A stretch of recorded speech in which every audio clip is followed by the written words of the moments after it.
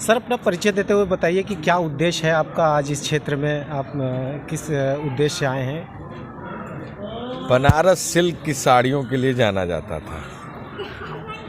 बुनकर एक बड़े पैमाने पर, जिनका उद्योग धंधा सब कुछ बुनकरी पर निर्भर था।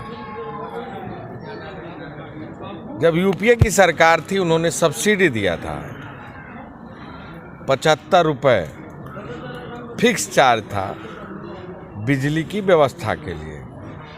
आसानी के साथ इनका बुनकरी भी चलता था, धंधा भी चलता था, और लाखों लोगों के जीवन का वो एक सहारा था।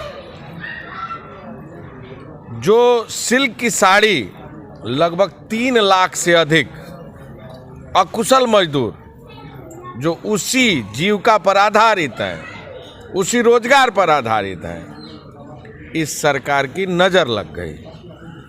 दुख इस बात का है कि प्रधानमंत्री जी रोज दुनिया और देश की बात करते हैं, लेकिन जहां से चुने हुए प्रतिनिधि हैं, वहां का लघु उद्योग पूरी तरह बर्बाद हो गया, समाप्त हो गया, और बिजली जो इनकी ज़रूरत थी, जो फिक्स चार्ज था, उसे तोड़कर इस सरकार ने मीटर के रूप में जारी कर बुनकरों के पेट पर और जेब में ढाका डालने का काम किया। कांग्रेस पार्टी बुनकरों की आवाज़ सदन में भी उठाई थी, सड़कों पर भी इनकी लड़ाई लड़ेंगे, और निश्चित रूप से मैनिफेस्टो में रखेंगे, अगर कांग्रेस की सरकार बनी, लघु उद्योग बुनकरों के लिए एक पैकेज की भी व्यवस्था करेंगे, और पुनः 75 रुपये से भी कम रेट पर इनको फ्लैट रेट देकर इनके बिजली की व्यवस्था इनको सुनिश्चित करेंगे,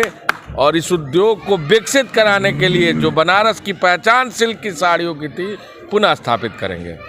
किसान तो भगवान हैं, हम उनके साथ खड़े हैं, उनकी लड़ाई लड़ रहे हैं, मजबूती के साथ उनके साथ हैं। 52 दिन में 120 से अधिक किसान मर गया। ये सरकार गूंगी बहरी सरकार, अंधी सरकार, दिख नहीं रहा है। विदेशी ताकतों के हाथ में झूल रही है ये सरकार। किसानों की जमीन को कब्जा करना चाहती है। ईस्ट इंडिया कंपनी की तरह दूसरे देश के लोग भारत के कृषि और भारत की अर्थव्यवस्था पर कब्जा करना चाहते हैं।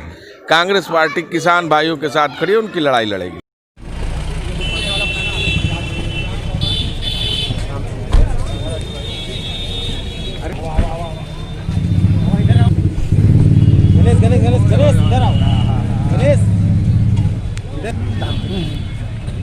भाई आइए, अरे